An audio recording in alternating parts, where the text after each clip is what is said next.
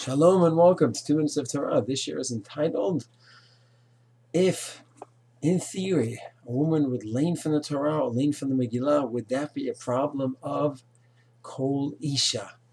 So there's a celebrated Gemara in Megilla that talks about a woman leaning from the Torah that everyone could get an aliyah, the Gemara says, including a woman, but because of kavod tzibor, out of respect for the tzibor, she does not get an aliyah. This Gemara is analyzed by many in so many ways. What does that mean, kavod tzibor, honor of the tzibor? And what does that mean that in theory she could lane? A lot to discuss here. One detail we're just going to look at right now is, what about the issue of Kol Isha? So Gemara says there would be an issue of kavod tzibor, whatever that may mean. But what about Kol Isha? She's singing when she lanes. And then a similar question comes up by Megillah reading. It talks about a woman, in the Gemara Megillah, it talks about a woman being obligated in Kriyat Megillah, maybe the possibility if she can even lane for men. Why doesn't everyone say no way? Because of Kol Isha.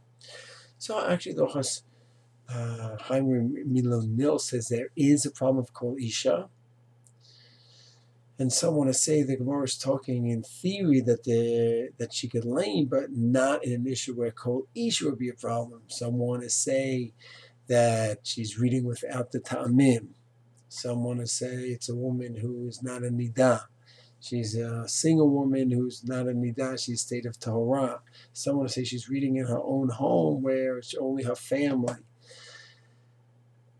Rav Avad Yosef's son, Rav Yitzchak, the chief rabbi Shlita, in Hilchot Kriyat Megillah, in Yalkut Yosef Reish Pechet, mentions different opinions that he quotes the Chaim, and he says maybe it's without Ta'amim, but the B'nai Banim, Shelotu Tshuvot B'nai Banim by Rav Henkin, he writes in Chelek Dalet, Siman Chet, that it's very hard to say when the Gemara says that in theory she could lane the Gemara, and the Rishonim say that she could maybe, in theory she could lane from the Torah, if not for the kavod tzibor issue.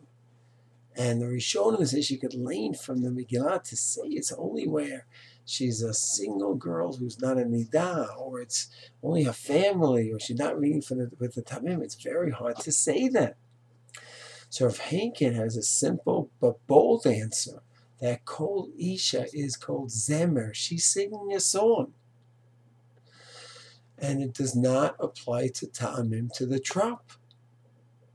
That's not what Kol Isha is. Kol Isha, when she's singing stam, a song, and not the trop of the Kriyat Torah or Kriyat Megillah. And he does bring those who say that maybe Kriyat Megillah would be Kol Isha, but not Kriyat from the Torah. He has a fascinating answer. He says maybe Kriyat Megillah is a very happy time, a time of simcha, possibly a time of lightheadedness. So there we might be extra careful that even reading the Megillah, that trop in this situation would be a problem of Kol Isha. Of course, of the whole atmosphere that we have, and it could lead to trouble, as opposed to Kriyat HaTorah, where that wouldn't be an issue. It's a fascinating sugya. It's academic because for various reasons we do not have women lane from the Torah or lane from the Megillah for men, and that certainly requires its own separate analysis. What the ramifications are, could that change? Kavod tzibor, let's say a tzibor says we want a woman to lane, that's a fantastic shaila to be looked into.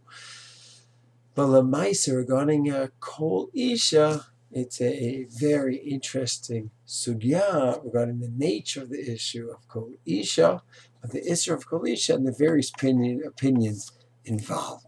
Shalom.